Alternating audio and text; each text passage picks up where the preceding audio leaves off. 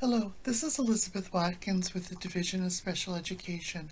I have a few updates today regarding spoken language interpreting practices, information on home language and race ethnicity, and some updates regarding special education resources. Specifically, I will talk about some state level but also some national initiatives for spoken language interpreters and language access. I also have some data to share on home languages and how they intersect with race, ethnicity. And finally, I have a few updates about special education and information about available resources. So beginning with spoken language interpreters, first I'd like to say that I'm currently working with the Office of Multilingual Learners at MDE, and we would like to create a network for district staff that are involved in coordinating language access and providing interpreting and translation services. And our tentative name for this group is Minnesota Language Access Leaders, or MLAL.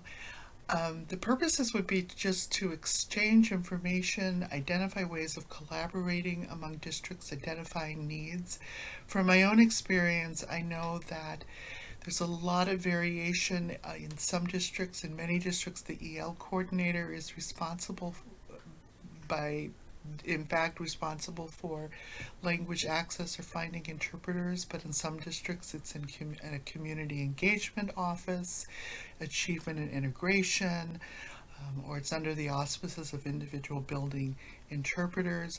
So it's really hard to get a handle on what's happening across districts, and we think starting a network to exchange information would be a good organizing point or a good place to begin.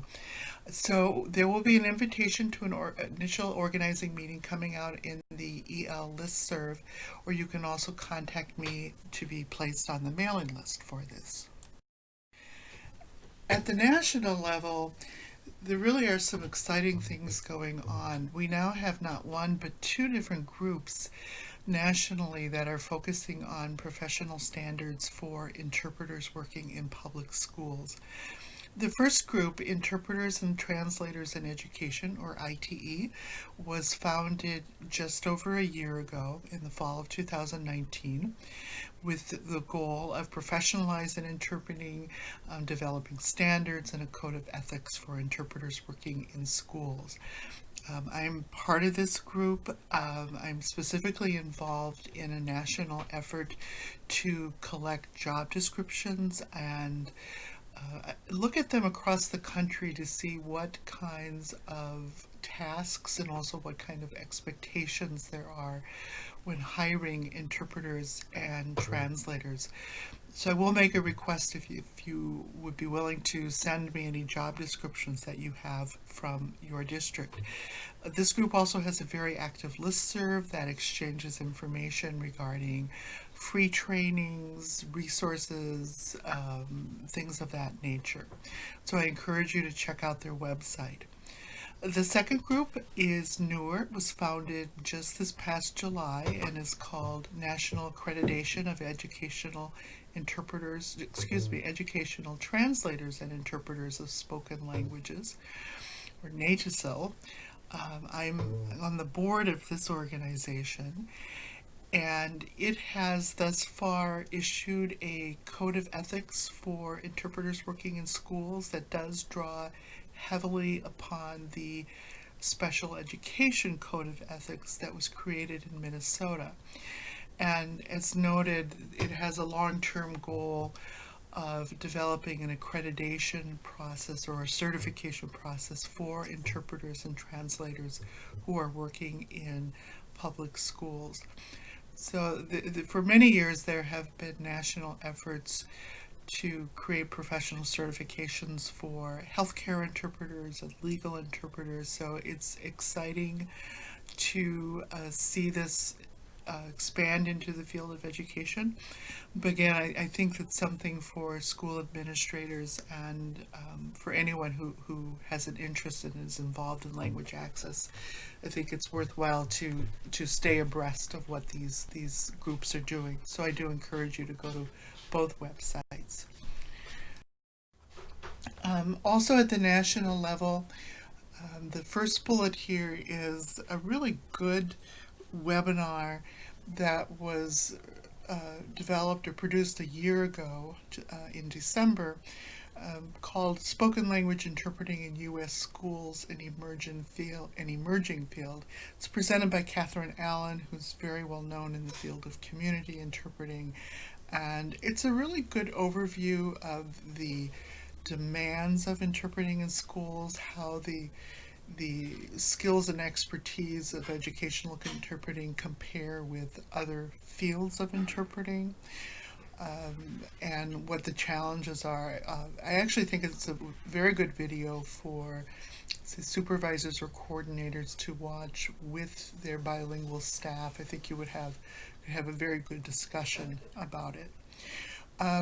Also, now that we're all in a virtual world, and I know that a lot of bilingual staff had to do a crash course in suddenly finding themselves interpreting via Zoom and Google Meets and all sorts of different platforms.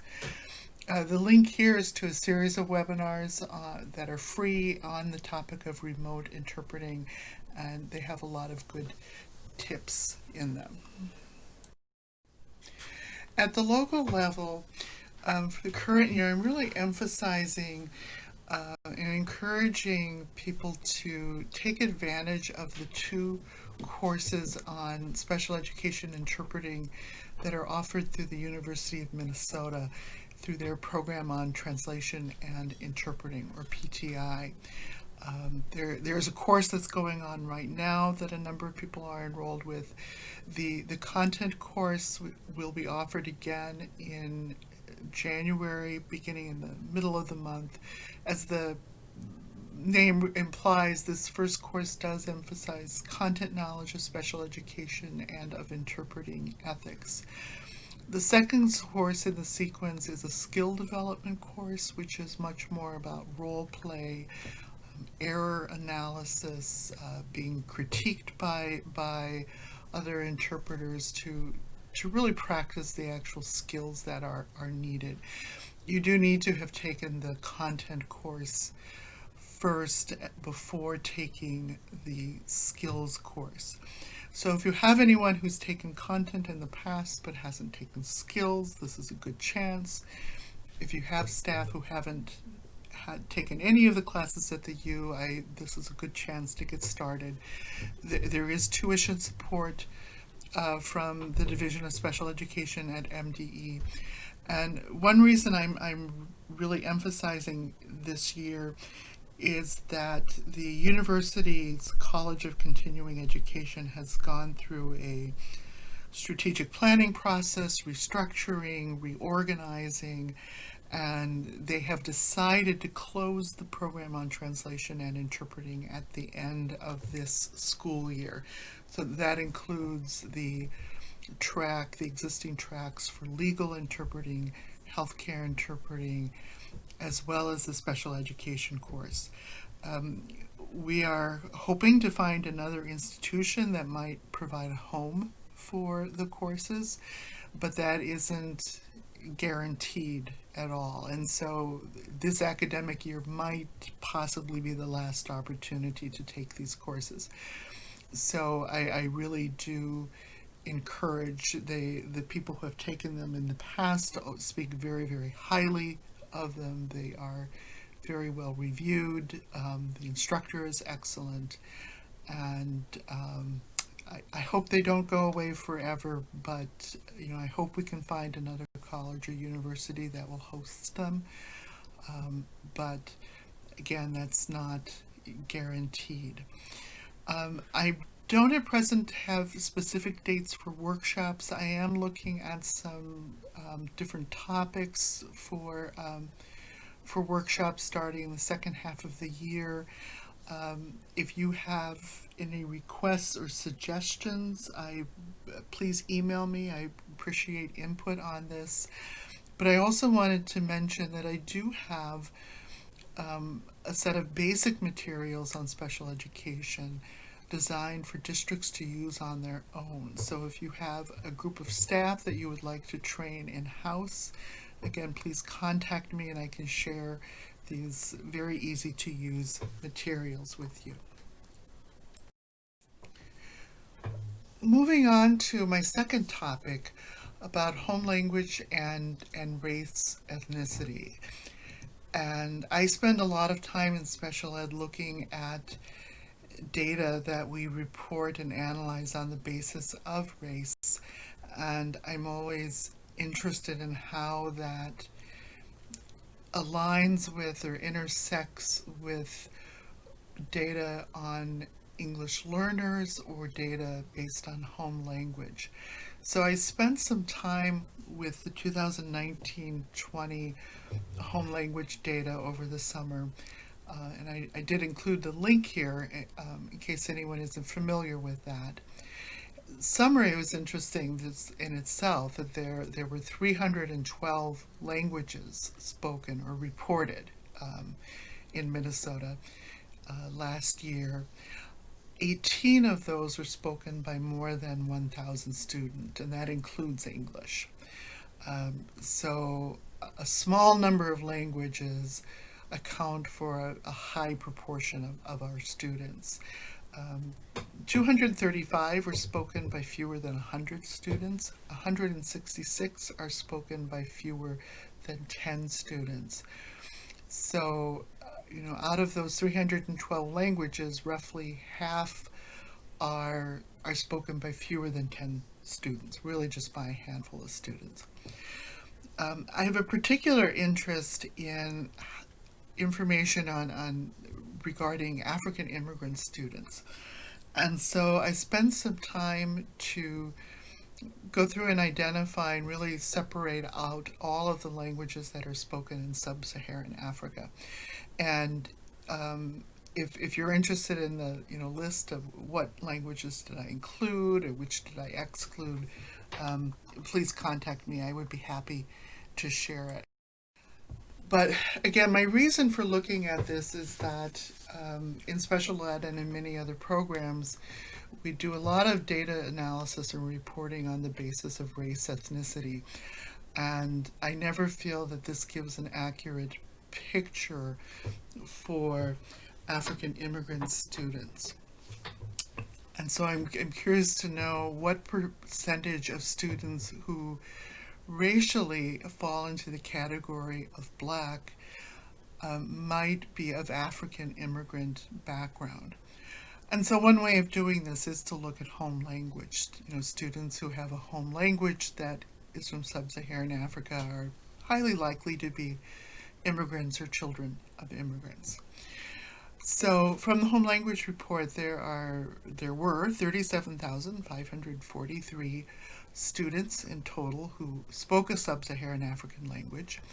I did some simple math thinking, okay, well, if presumption a majority or many of these students racially would be identified as Black, there were just over 100,000 Black students in Minnesota. And so that works out to approximately 37% potentially of Black students who speak sub-Saharan African languages. And that's quite a significant proportion of Black students in Minnesota. I was curious to know what that represents in our school enrollment as a whole, all K-12 students, and that comes out to 4.2%. So I'm bringing this up because, as I said, what I know in special education is that we have very, very different rates of special ed placement based on whether the home language is English or something other than English. Black students from non-English speaking homes have much lower special education rates.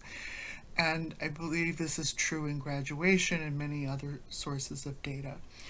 So I find this data fascinating. I thought EL coordinators might be interested in it. And again, if you're interested in doing this type of analysis for your school, and since I've done the work of going through the home language and checking out every language to double check to make sure I was accurately identifying all of the sub-Saharan African ones. I've done that work, and I'm happy to share it with any coordinators who are interested in that.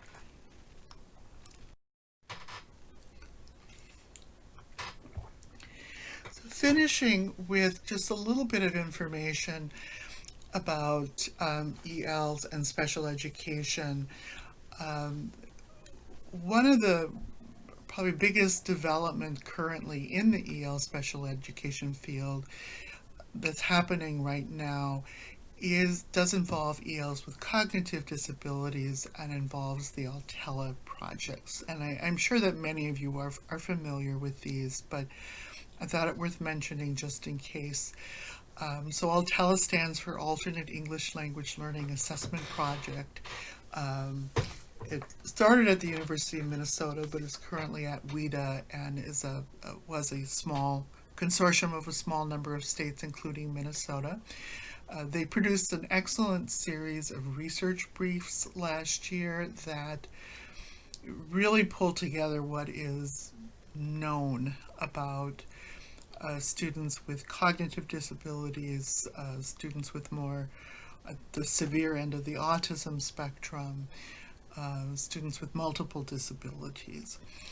The consortium received a new 5-year grant, which is just getting started. Again, it's a multi-state consortium with WIDA. Minnesota is the lead state, and Tracy Montez Lindner from the department is actually the principal investigator. What I'm most looking forward to out of the new grant, Advancing Altella, is that they will be developing an alternate screener for doing an initial identification for EL services of students with cognitive disabilities. And they're also doing an update and overall revision to the alternate access test. It's a few years old now, so I'm glad that they are revisiting that instrument. Both of those are more than a year away, so I'm not saying that these tools will be out right away, but they are making some solid first steps on them, and I'm really encouraged by the way that they are approaching the work, and think we will get good products, good useful tools at the end. So before wrapping up today, really for new EL coordinators, I wanted to make sure you know where to find the resources available through the department for ELs with disabilities. And knowing that our website can really be confusing, I just thought I would show you the breadcrumbs. So from our homepage, if you go to Teaching and Learning, and then from the drop-down menu, select Special Education. Once you get here, if you notice over on the left, there is a link to diverse populations. Click there, you see another link to English learner disability resources, and that takes you where you want to be. I'll walk through the information that is included here, the resources. From top to bottom starts with a webinar on working with interpreters. This is something intended for English learners. The EL Companion, I'll say more about that with the next slide. I already spoke today about the University of Minnesota courses on interpreting, and you can find more information on that through this link. And then just toward the bottom of the screen that you're able to see here is information about my evaluation lending library. These are special education test kits. Many, although not all of them, are for speech language pathology, other instruments that are available in Spanish that I loan out to schools. for the EL Companion specifically, so these are the state guidelines for evaluating and determining whether English learners have a disability. It is divided into 13 chapters in all. Each chapter is linked separately, and they're much more succinct than the older versions of the guidelines are. So I think more clearly organized and with links to sample tools and resources in each chapter. Back to the main page, you can see a number of other resources that are listed here. I'll highlight a couple things here. One, this is really short, but again, I think it's something worth looking at or using for staff development. It's, as the title says, what do spoken language interpreters wish that special educators knew? And it is just that. It's, you know, for me talking to a lot of interpreters and cultural liaisons, and what do they wish special ed staff knew or could do differently, or would, you know, have happen more smoothly during meetings? There's a lot of interesting points in it. And then here, this resource, the English Learners Who Struggle in School, it's a few years old now, but I feel like the information in it is still really good. It was presented by the late Jeanette Klingner. She passed away a couple years ago, unfortunately. Julie Esparza Brown from Oregon, and Darlene Lampker, the wonderful Darlene Lampker, who's from here in Minnesota. And it's, again, a webinar series divided into chunks on planning interventions, academic interventions for English learners, and also on doing academic testing for English learners. The last thing I will mention here, the Minnesota's Code of Ethics and Standards of Practice for Interpreters of Spoken Language. As I said, this has been used as the basis for the Code of Ethics that one of the national groups, NATOSL, has created, and I know it's being examined by the other group as well. It was developed by the department in conjunction with the University of Minnesota Program on Translation and Interpreting. So I think it's a good resource for school administrator, and something that can guide practice, can also be useful for staff development and staff meetings with your bilingual workers in the schools. I think, yes, that is it for me. Try to keep this short. My email address, my phone number. As with everyone else from the department, I am currently working from my lovely spare room. If you do call me, you'll get voicemail. What generally works best if you want to speak with me is to email me and set up a time when we can either talk on the phone or meet on Zoom or whatever platform you like. So thanks very much today.